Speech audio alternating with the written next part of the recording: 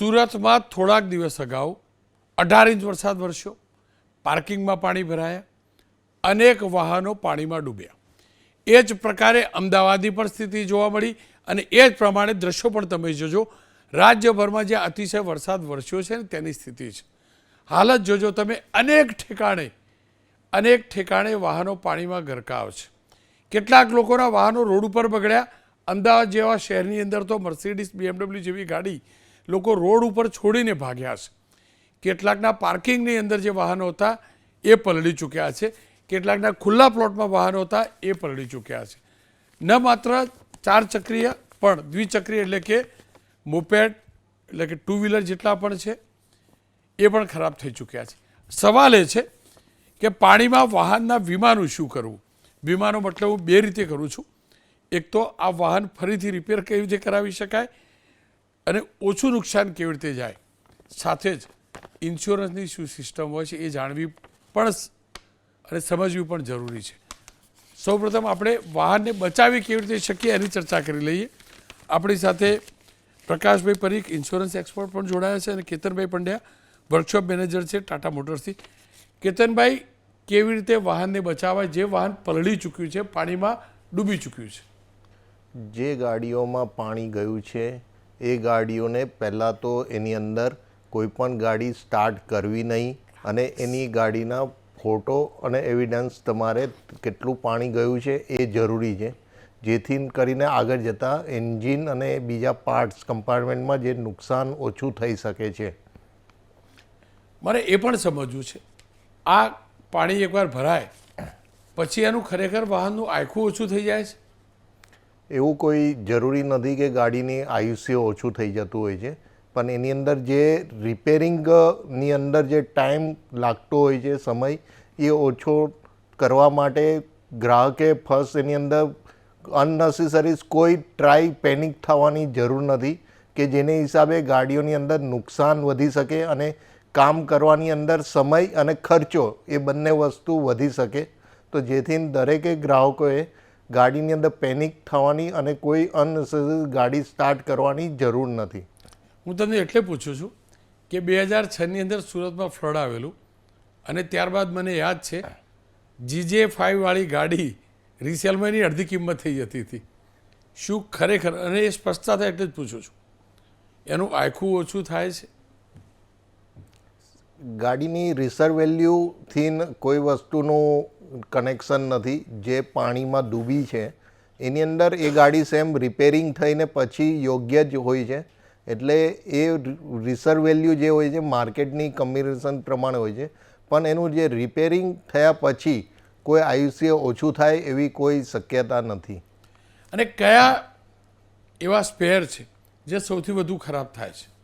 ગાડીની અંદર જ્યારે પાણી જાય છે ત્યારે એની અંદર ઇલેક્ટ્રિકલ કમ્પાર્ટમેન્ટ જે છે એ વધારે ખરાબ થાય અને એની અંદર ફેલિયર થવાના ચાન્સીસ વધારે હોય છે, જેની અંદર પાવર કન્ઝમ્પશન વધારે લાગે છે. ખેર, ગાડી તો રિપેર થાય પણ રિપેર કરવા રૂપિયા પણ તો જોઈએ ને. તમામ વ્હીકલ જ્યારે પણ આપણે ખરીદીએ છીએ ત્યારે તેનો ઇન્સ્યોરન્સ હોય છે.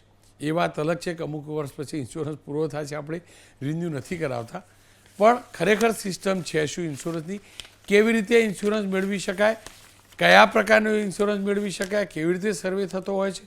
કેવી રીતે આપણે એક્ટ કરવું જોઈએ જેના કારણે સરળતાથી આપણે ઇન્સ્યોરન્સના એ રૂપિયા મળે ને મહત્તમ રૂપિયા મળે અથવા મહત્તમ વળતર મળે એ જાણવા માટે કેતનભાઈ મારી સાથે જો. કેતનભાઈ, પહેલું તો પૂરની અંદર કોઈની ગાડી ડૂબી કે રોડ ઉપર કોઈની ગાડી બગડી, એને શું કરવું જોઈએ જેના કારણે ઇન્સ્યોરન્સના રૂપિયા મેળવવામાં તકલીફ ન પડે? જે ગાડીઓમાં પાણી ગયું છે એમને ગ્રાહકોએ પહેલાં કોઈ પેનિક થવાની જરૂર નથી. માફ કરજો, હું પ્રકાશભાઈ જોડે જાણી લઉં. પ્રકાશભાઈ, કેવી રીતે ઇન્સ્યોરન્સ મેળવી શકાય? ઇન્સ્યોરન્સ માટે સૌપ્રથમ તો વાહનની જે કન્ડિશન છે એ આપણે ઇન્સ્યોરન્સ કંપનીને બતાવવી જરૂરી છે. એના માટે તમે પ્રાથમિક સ્થળે કોઈ ફોટોગ્રાફ લો, કેટલા સ્તર સુધીનું પાણી હતું તો એ પ્રમાણે ઇન્સ્યોરન્સ કંપની અંદાજ લગાવે છે કે કેટલું નુકસાન જઈ શકે છે, વાહન રિપેરેબલ છે કે વાહનને વપરાશ લાયક નથી ને એને ટોટલ લોસ કરવાની જરૂર છે. તો જ્યારે વાહનના પ્રાથમિક તમે ફોટોગ્રાફ લો જેમાં પાણીનું સ્તર ખબર પડે એટલે ABC લેવલ જોવામાં આવે છે. બેઝિક લેવલ એ કાર્પેટ લેવલ સુધીનું હોય છે.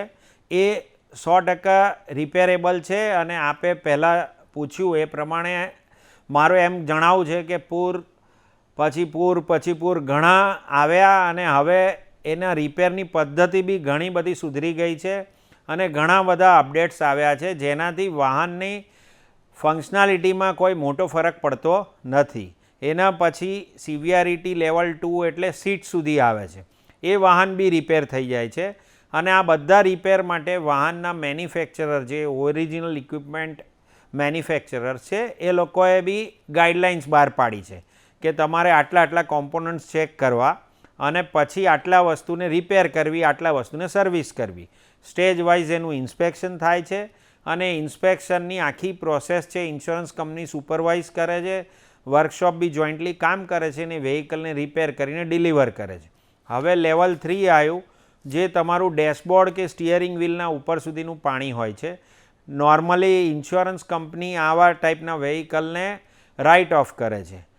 કસ્ટમરની રિક્વાયરમેન્ટ હોય તો એ કસ્ટમરને આપી દે છે, અધરવાઇઝ એને બાયરને સુપ્રત કરે છે અને વીમાની સંપૂર્ણ રકમ એક્સેસ અમાઉન્ટ કાપતા એ લોકો ગ્રાહકને આપી દેતા હોય છે. આ સ્તર પ્રાથમિક સ્થળે રીતે ચકાસવા માટે થઈ અને ઇન્સ્યોરન્સ કંપની પહેલાં એમને ફોટોગ્રાફ લેવાનું કહેતી હોય છે, જેનાથી આપણને ખબર પડે કે વાહન જો ટોટલ લોસ થવાનું હોય તો એ લોકોને ત્યાં આગળ વર્કશોપ પર ખસેડવાની જરૂર નથી. એમના ઘર આગળ જ ઇન્સ્યોરન્સ કંપનીએ સુવિધા આપી છે, ત્યાં જ સર્વે થઈ જશે, ત્યાં ને ત્યાં જ આખી પ્રોસેસ પતી જશે. એટલે ગ્રાહકોને બી સુવિધા મળે અને એનો ખર્ચ બી ઘટી જાય છે. પણ સર્વેયર કોઈ પણ કેસની અંદર વર્કશોપ સુધી લઈ જવું જરૂરી છે કે સર્વેની રાહ જોવી જરૂરી છે? બીજું, જે ઓથોરાઇઝ સર્વિસ સેન્ટર છે એ સિવાય જો સર્વિસ કરાવીએ તો પછી એનું ઇન્સ્યોરન્સનો ક્લેમ મળતો હોય છે કે નહીં?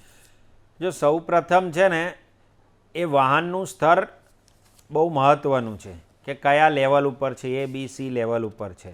જ્યારે પાણી એક હદથી વટી જાય છે ત્યાર પછી એને ઇન્સ્યોરન્સ કંપની વર્કશોપ સુધી ખસેડવાનું કહેતી નથી, એ કસ્ટમરના ઘરે જ પતાવી દે છે. એટલે એમના પાર્કિંગ ચાર્જીસ, ટોઈંગ ચાર્જીસ આ બધાની બચત થાય છે અને જે વાહન ખરેખર રિપેર થવાનું છે એને જ આપણે વર્કશોપ ઉપર શિફ્ટ કરીએ છીએ. અને વાત રહી બીજી ઓથોરાઇઝ સર્વિસ સ્ટેશનની, તો આમાં એવું છે કે આમાં છે ને ઘણા બધા ઇલેક્ટ્રિકલ કોમ્પોનન્ટ્સ જાય છે. ચાલુ વાહન બગડ્યા એમાં ઘણીવાર એન્જિન, ટ્રાન્સમિશન એવા મેજર કોમ્પોનન્ટ્સમાં બી ઇસ્યુ થાય છે. Insurance company after proper stage wise inspection એ અધર ગેરેજીસમાં બી ક્લેમ તો ચૂકવે જ છે, પણ ઓથોરાઇઝ વર્કશોપની અંદર એ ક્લેમની તમને બીજા 6 મહિનાની વોરંટી મળે છે, રિપેર વોરંટી. માટે થઈ અને ગ્રાહકો ઓથોરાઇઝ સર્વિસ સ્ટેશનમાં જવાનું પ્રિફર કરે છે. અત્યારે મને જે જાણકારી મળી છે એ પ્રકારે અમદાવાદમાં ટોઈંગનો ચાર્જ જે છે એ 3 થી 4 ગણો વધી ગયો છે. ટોઈંગનો ચાર્જ જે છે તે ઇન્સ્યોરન્સ કંપની ચૂકવતી હોય કે આપણે ભરવાનો?